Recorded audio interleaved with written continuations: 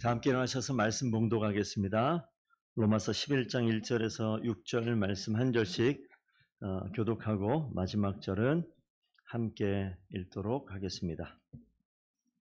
로마서 11장 1절에서 6절 말씀입니다. 그러므로 내가 말하노니 하나님이 자기 백성을 버리셨느냐? 그럴 수 없느니라. 나도 이스라엘인이요 아브라함의 씨에서 난 자요 베냐민 지파라.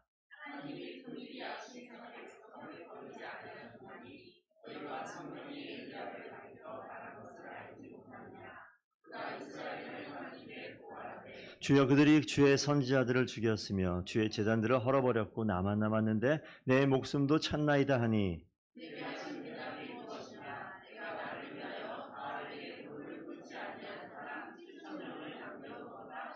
그런즉 이와 같이 지금도 은혜로 택하심을 따라 남은 자가 있느니라. 만일 은혜로 된 것이면 행위로 말미암지 않음이니 그렇지 않으면 은혜가 은혜되지 못하느니라. 아멘. 하나님 말씀입니다. 오늘은 귀한 목사님, 외국인을 초청했습니다. 우리 미국 사람 목사님, 우리 조준호 목사님, 제가 덕분에 어제 저녁에 왔는데 같이 가신 목사님이 계시거든요. 그래서 어제 오는 비행기에서 저를 엄청 부러워했습니다. 내일 설교 안 한다고. 그래서 감사하게 은혜를 받고 편하게 잘 다녀왔습니다. 오늘 조준호 목사님 나오셔서 오늘 내일 일은 난 몰라요. 우리 설교를 가지고 설교하겠습니다. 박수하겠습니다.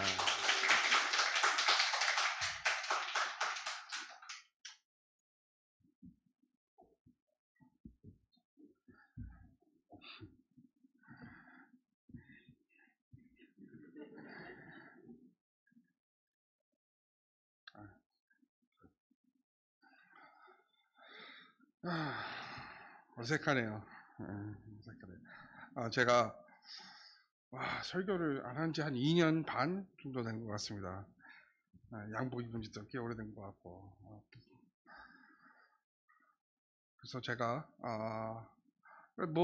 늘 이렇게 담임 목사님 대신해서 설교할 때 하는 말이 있는데, 담임 목사님보다 더 잘할 수는 없어요. 그런데 제가 약속해 드릴 수 있는 거는 더 짧아요. 확실히 더 짧아요. 그러니까 오늘은 그냥 쉬어가는 시간, 일찍 밥 먹을 수 있는 시간, 그렇게 생각하시면 되겠습니다. 여러분은 미국을 생각하면 어떤 생각들을 하십니까? 많은 분들이 미국은 굉장히 개방적이라고 생각들 하십니다. 한국에 비해서 많이들 이혼을 하는 것 같고, 마약도 많이 하는 것 같고, 그리고 또 얼마 전부터는 이 트랜스젠더 문제도 좀 심해지는 것 같고, 그래서 미국을 바라볼 때 굉장히 개방적이라고 생각할 수 있습니다. 그리고 또 이제 여러분도 들으셨겠지만 지난주에는 그 찰리 컬크란 그 정치 운동가가 기독교적인 보수적인 발언 때문에 이제 암살을 당했습니다. 하지만 미국도 예전에는 아주 보수적인 기독교적인 나라였습니다. 서부 영화를 보신 적이 있으시면은 이게 아무리 더워도, 날씨가 아무리 더워도 이 여성분들이 카라가 여기 목 끝까지 올라오고, 소매는 또 여기 손목까지 내려오는 그런 셔츠를 입고, 또 치마는 또 발목까지 내려오는 그런 옷들을 입고 다니셨습니다. 그 당시 문화가 그랬습니다. 여자라면 이 노출을 이제 하지 않은 그런 문화였기 때문에 남성들도 좀 그랬습니다. 그래서 늘 아무리 더워도 양복을 입고 다녔습니다. 근데 이런 문화가 20세기 초반까지 갔습니다. 거의 1920년대, 30년대까지 미국은 이런 나라였습니다. 근데 여러분, 그러면 만약에 여러분께서 그 시대에 그런 옷차림으로 오늘 주일날 아침에 교회에 오셨다고 생각해 보세요. 그리고 그 전날까지 비가 엄청 내렸다고 생각해 보세요. 그럼 그 당시에는 이 도로들이 당연히 아스팔트가 아니죠. 그렇죠? 흙이죠. 그럼 교회 가는 길이 어땠을까요?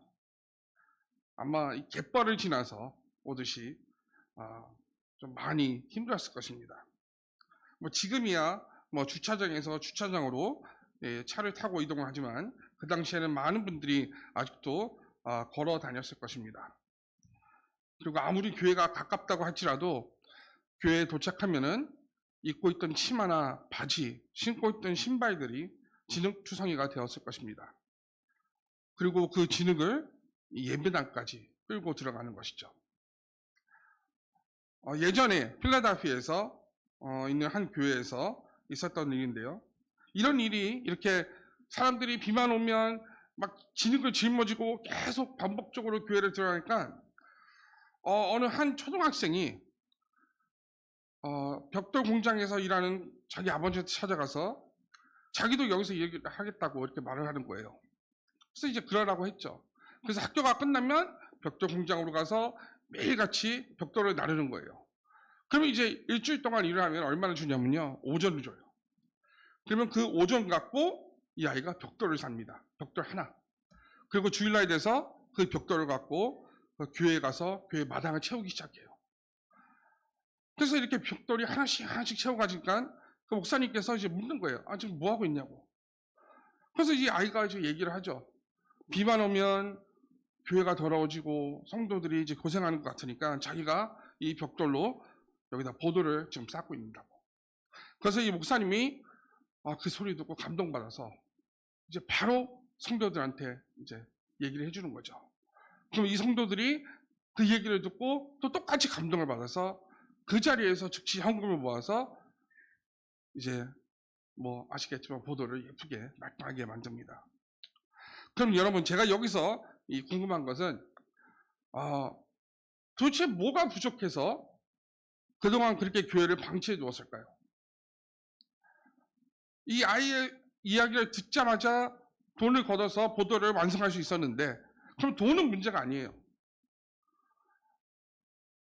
근데 생각해보면 아마 저도 그랬을 거예요. 저도 그 교회를 다녔다면 그냥 그렇게 교회를 방치해 두고 진흙을 끌고 예배당으로 들어갔을 거예요.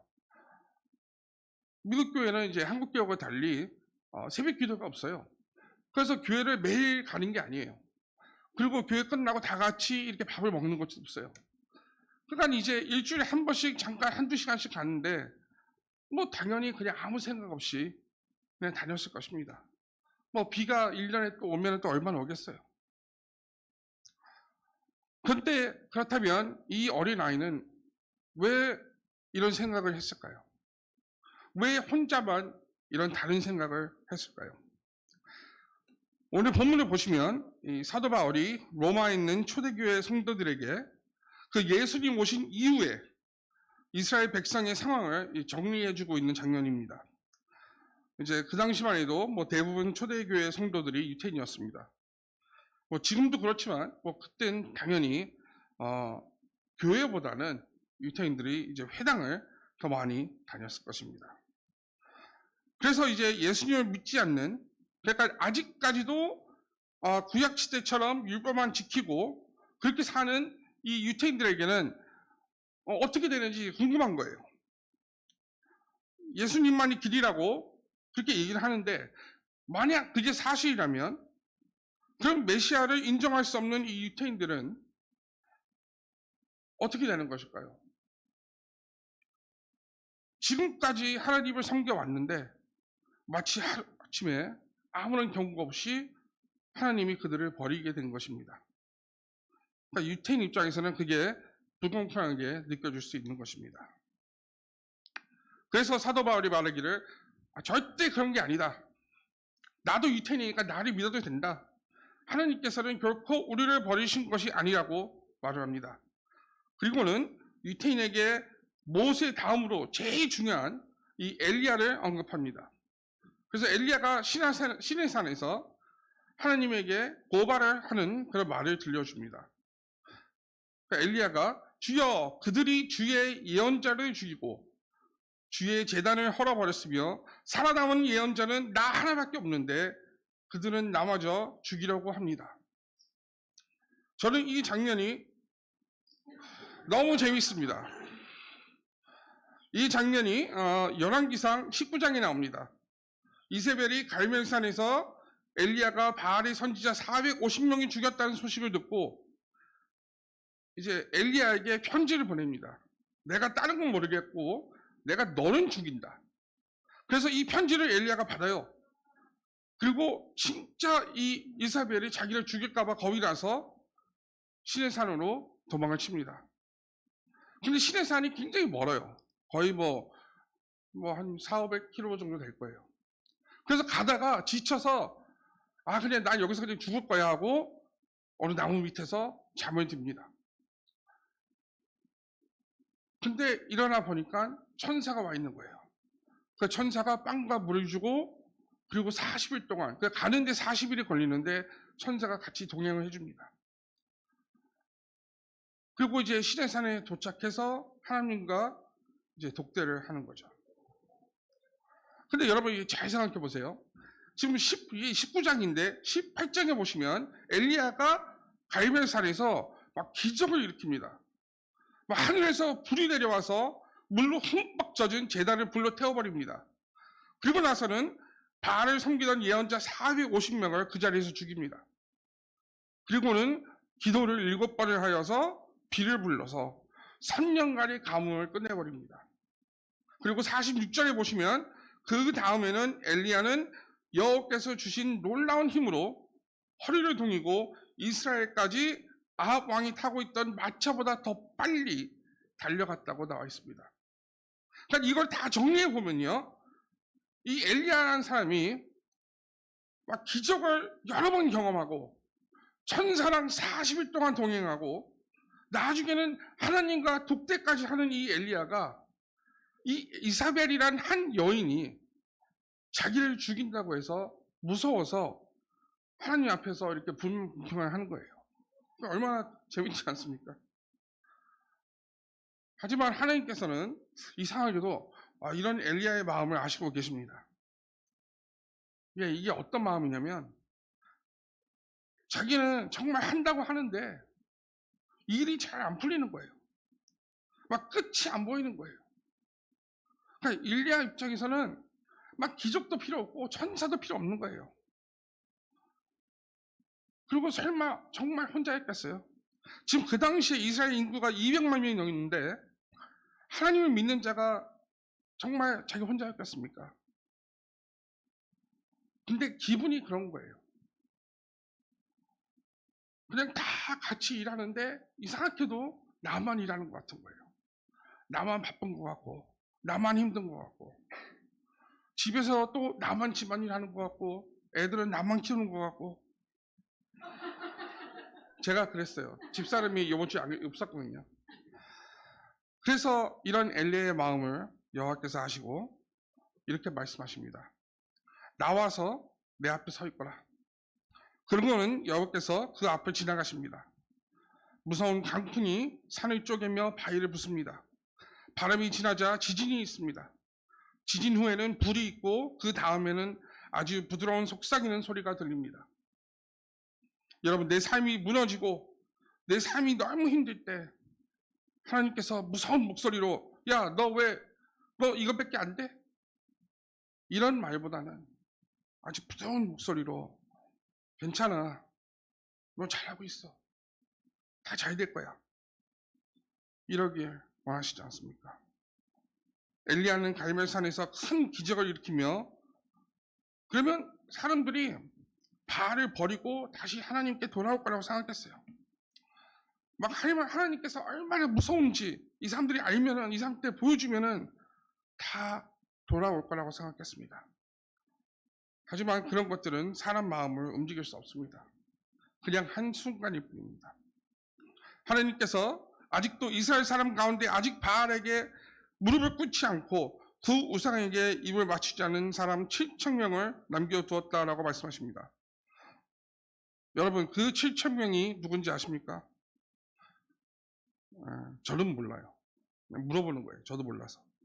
하지만 확실한 것은 이분들이, 이 7,000명이 갈멜산에서 그 기적들을 보고 신앙을 되찾은 사람들은 아니에요. 적어도 이사벨이 무서워서 바알 앞에서 무릎을 꿇은 사람들이 아니라는 것입니다. 다시 말해 어떤 큰 이적이나 행위가 이분들의 신앙을 키운 것이 아니라는 것입니다. 아마도 이분들은 그동안 엘리야가 평소 보여주었던 그런 모습들을 보고 엘리야가 평소 선포했던 그런 말들을 듣고 같이 예배를 드리면서 신앙을 키웠던 사람들일 것입니다. 그러니까 지금 우리 입장에서 생각한다면 매주 어디 부흥회나 막 이런 기도원을 쫓아다니면서 신앙을 키운 사람들이 아니라 그냥 매일 꾸준히 집에서 성경책 보고 기도하고 교회 나와서 예배드리고 교제하고 그러니까 조금씩 신앙을 키웠을 것입니다. 만약에 제가 처음에 그 필라델피아 교회 그 주인공이 어떤 어린아이가 아니라 만약에 그 주인공이 그냥 한 부자라고 말했다고 생각해 보세요. 그 부자가 어느 날 예배드리러 왔는데 자기가 새로 산 신발이 이 구찌 신발이 다 더러워진 거예요. 그러고는 아니 어떻게 이렇게 교회를 다녀 하고 막 벽돌을 그냥 한 트럭을 사서 자기가 본인 돈으로 그 보도를 다 깔았다고 생각해 보세요. 그러면 여러분의 마음이 움직여집니까? 아, 나도 이 사람처럼 신앙생활 열심히 해야겠다 이런 생각이 드세요? 계속 하지 마요. 오히려 아마 그런 사람들을 보고 그런 돈이 있으면 나도 하겠다. 나도 저 사람처럼 돈으로 천국을 가겠다. 막 이런 생각을 하실 수도 있습니다. 아니면 여러분은 아니겠죠. 저는 그런 생각을 하겠다고요. 그러면 지금 엘리야가 죽은 지 1000년이 지났어요. 지금 이 성경 로마서를 보시면요. 1000년이 지났는데 이 시기에 왜 사도 바울은 이 로마 크리스천들에게 이 엘리야를 언급하는 걸까요? 사도 바울은 엘리야 때에 7,000명이 오로지 하나님의 은혜로 선택되어 남아 있었던 것처럼 지금 로마에서 예수를 믿기 시작한 유태인들도 하나님께서 선택을 하셨기 때문에 그 자리에 있다고 말합니다. 유태인들 중에 유태인이 아니라 뭐 헌금을 더 많이 해서가 아니라 율법을 더 잘 지켜서가 아니라 오직 하나님의 은혜 때문에 선택된 것이라고 하시는 것입니다. 사도 바울이 말하기를 그것은 행위로 된 것이 아니라 하나님의 은혜로 된 것입니다. 그렇지 않으면 은혜가 진정한 은혜라고 할 수 없습니다. 라고 말씀하십니다. 여러분, 우리는 구원에 이르기 위해서 할 수 있는 게 아무것도 없습니다. 몇천 년 동안 제사를 지내고 헌금을 하고 율법을 지켰어도 아무런 소용이 없다는 것입니다. 오직 하나님의 은혜일 뿐입니다. 난 할 수 있는 게 아무것도 없다고 고백을 할 수 있을 때 하나님께서 찾아와 주셔서 조용히 속삭여 주십니다. 너는 내 아들이다. 오늘날 내가 널 낳았도다. 내가 할 수 있는 게 아무것도 없다고 고백을 할 수 있을 때, 그런 겸손한 마음을 가질 수 있을 때, 하나님의 은혜를 받아들일 수 있을 때, 우리는 하나님께서 엘리야에게 말씀하셨던 그 7,000명 중에 한 명이 될 수 있는 것입니다. 거의 끝났어요. 네. 우린 때로는 신앙생활이 너무 심하게 여겨질 때가 있습니다. 제가 어렸을 때 학창시절에 제일 부러웠던 사람들이 천주교 사람들이었어요. 그러니까 저희들은 기도하면 그냥 기도를 하잖아요. 근데 밥 먹을 때 학교에서 기도하는 거 보면 얘네들은 막 십자가를 그려요. 이렇게 너무 멋있어 보이는 거예요, 이게. 그리고 막 급할 때는 어쩔 때는 얘네들이 막 묵주를 꺼내서 막 키스까지 해요. 막 이런 게 저는 너무 부러운 거예요. 그러니까 그 뜻이 뭐냐면요, 제 시선이 하나님에 가 있지 않고 이런 다른 것에 가 있었다는 거예요. 그리고 제가 나중에 대학교 가서는요, 제 시선이 옮겨집니다. 이 천주교에서 기적으로 옮겨져요. 막 기적을 막 경험하고 싶은 거예요. 어쩌면 목사님도 베트남 가서 일주일 동안 뭐 기적을 경험하실 수도 있어요.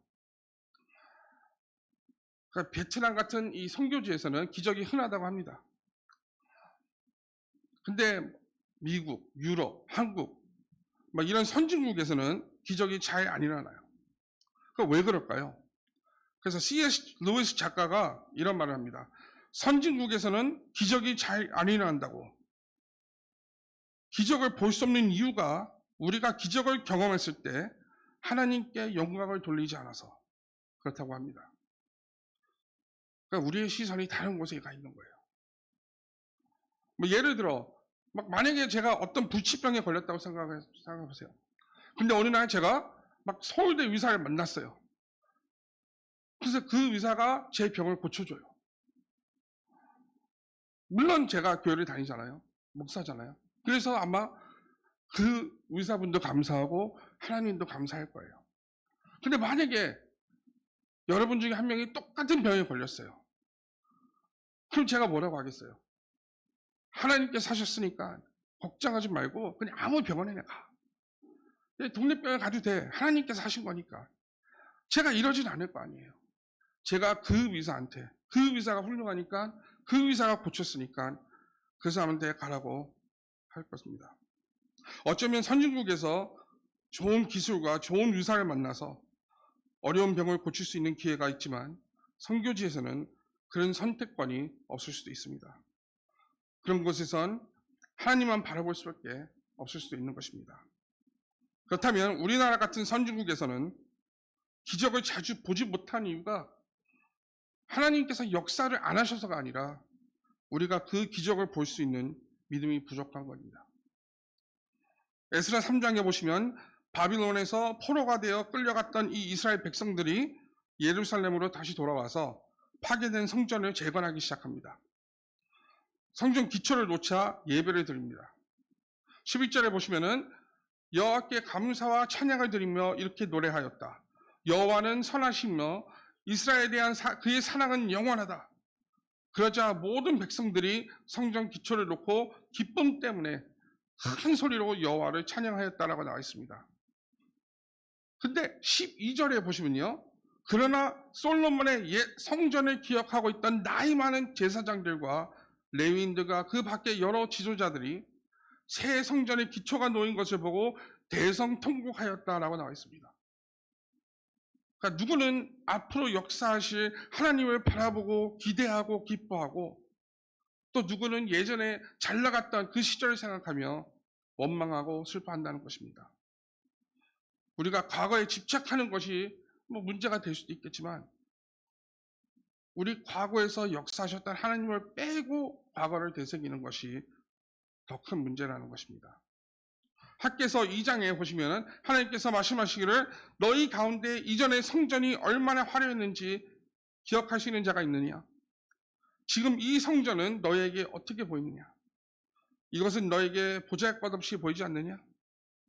너희가 이집트에서 나올 때 내가 항상 너희와 함께 하겠다고 약속한 대로 내가 지금도 너희와 함께 한다. 새 성전이 옛 성전보다 더욱 찬란할 것이다. 이것은 내가 너를 택하였기 때문이다. 이스라엘이 솔로몬의 성전을 세운 것이 아니라 하나님께서 세운 것이고 이 새 성전도 이스라엘이 재건하는 것이 아니라 하나님께서 했다는 것입니다. 찰스 스퍼전 목사님께서 이런 말씀을 하신 적이 있습니다. 우리는 의식적으로 너무나 약하고 보잘것없는 존재이기 때문에 위대한 하나님과 그의 대위에 비해 낙담하고 무엇이든 시도하는 것이 헛된 일이라고 생각합니다. 솔로몬처럼 건축할 수 없으므로 아예 시작을 하지 말자라고 생각을 합니다. 그러나 이 모든 것에는 거짓이 있습니다. 하나님 앞에선 합당한 것이 없기 때문입니다. 다른 사람들의 위대한 업적, 심지어 솔로몬의 놀라운 업적조차도 모두 그의 영광에 미치지 못했기 때문입니다. 스가랴 4장에서 여호와께서 말씀하시기를 힘으로도 되지 않고 능력으로도 되지 않고 오직 내 영으로 된다고 말씀하십니다. 그러므로 산이 아무리 높아도 수르바벨 앞에서 평지가 될 것이며 그가 성전 건축을 마칠 때에는 모든 것이 하나님의 은혜로 되었다고 사람들이 외칠 것이다. 우리나라에서 매년 문 닫는 교회가 3,000곳이 됩니다. 그러면 이 성도들이 다 어디로 갈까요? 물론 상처받아서 교회를 아유 떠나는 사람들도 있어요. 근데 아마 많은 사람들이 그냥 대형 교회로 갈 거예요. 근데 그 원인이 무엇일까요? 이 작은 교회 목사님이 설교를 못할까요? 이 작은 교회에서는 기도 시간이 너무 짧은 건가요? 뭐 이 작은 교회는 하나님께서 안 계신가요? 막 아마도 뭐 그런 이유는 아닐 거예요. 아마도 더 좋은 예배당이 있고 더 좋은 음향시설이 있고 뭐 내가 어디 가서 자랑할 만한 유명한 목사가 계시고 그리고 내 애들이 누구예요? 많은 친구들과 같이 놀 수 있는 그런 공간이 있는 그런 교회를 찾을 것입니다. 아직 기초만 넣은 새 성전보다 솔로몬의 성전을 기억했던 이스라엘 백성처럼 우리도 모르는 사이에 우리의 시선이 하나님이 아닌 다른 곳에 머물고 있을 수가 있습니다. 제가 제일 좋아하는 복음성가가 내일이는 난 몰라입니다. 그래서 오늘 타이틀도 그거. 이제 한국어로 된 후렴 부분이 원작이랑은 좀 달라요. 원작이 영어인데. 그래서 영어를 그대로 제가 해석해 드릴게요. 그 후렴 부분만. 내일에 관한 많은 것들이 난 이해가 안 되지만 내일이 누구 손에 안에 있는지 난 알고 또 내 손은 누가 잡고 있는지 아네. 이거면 충분한 거 아닙니까, 여러분? 내일의 기쁨이 하나님의 은혜고 내일의 문제는 하나님보다 더 클 수 없다는 것을 고백할 수 있다면 충분한 거 아닙니까? 내 시선이 하나님을 바라보고 있다면 내가 어디에 있던 하나님께서 역사를 왜 못하시겠습니까? 솔로몬의 성전을 기억하며 통곡했던 그 백성들은 초신자가 아니었습니다. 나이 많은 제사장들, 레위인들, 지도자들이라고 나와 있습니다. 업적이 크면 클수록 내가 했다고 착각하기 마련입니다. 내가 믿음이 좋아서, 내가 능력이 많아서 하나님께서 나를 선택하신 거라고 착각할 수 있습니다. 또 반대로 내가 가진 것이 없으면 내 능력이 충분하지 않아서 하나님께서 나를 선택하지 않으신 거야라고 또 착각할 수도 있습니다. 하지만 하나님은 분명히 말씀하십니다. 나를 선택하신 것은 오직 하나님의 은혜고 그것은 행위로 된 것이 아니라 하나님의 은혜로 된 것이라고 말씀하십니다. 마지막이에요. 마지막 장. 약간 다 왔어요. 그 교회가 더러워지는 모습을 보기 싫어서 그 벽돌을 날랐던 그 소년이 나중에 커서 미국 최초의 백화점을 세웁니다. 그리고 세계 곳곳에 YMCA를 건립할 수 있도록 후원을 하기 시작해요. 우리나라에 있는 그 첫 YMCA도 이분이 후원을 해서 건립하게 됩니다. 그러니까 그 어느 누구도 부러워할 만큼의 부와 명예를 가지신 분인데 이분이 은퇴하는 날까지 아무리 바빠도 하루도 안 빠지고 주일학교 교사로 봉사를 하십니다. 그래서 한 기자분이 이분한테 이제 물어봅니다. 살면서 최고의 투자가 무엇이냐고. 그래서 이분이 대답하기를 자기가 10살 때 벽돌 나르는 돈을 모아서 산 성경책이라고 합니다. 그 성경책이 지금 본인을 만들었다고 합니다. 예수님께서 주신 계명처럼 그 어린아이는 마음과 정성과 뜻을 다하여 하나님을 사랑했고 그 교회 성도들을 그의 몸과 같이 사랑해서 아마 그래서 그 교회에다 벽돌을 나르지 않았을까 라는 생각을 하게 됩니다. 예수님께서 말씀하시기를 어린아이와 같이 되지 않으면 결코 하늘나라에 들어가지 못할 것이고 또 만일 너희가 겨자씨 알만한 믿음이 있다면 이 상을 향해 여기서 저리로 옮겨가리가 하여도 그대로 될 것이며 너희에게 못할 일이 하나도 없을 것이다 라고 하셨습니다. 우리가 경건한 믿음으로 그 믿음만 있다면 기적을 일으킬 수도 있습니다. 우리 모두가 그런 성도가 되길 바랍니다. 기도하시겠습니다. 하나님 아버지여 감사합니다. 우리 시선이 올바른 곳에 있어서 지금 이 주일날 다 같이 주님을 바라보고 예배를 드릴 수 있게끔 허락해 주셔서 감사합니다. 하나님 아버지여 우리 믿음이 흔들리지 않고 오직 주만을 바라볼 수 있게끔 허락해 주시옵소서. 이 모든 것을 예수님으로 기도했습니다.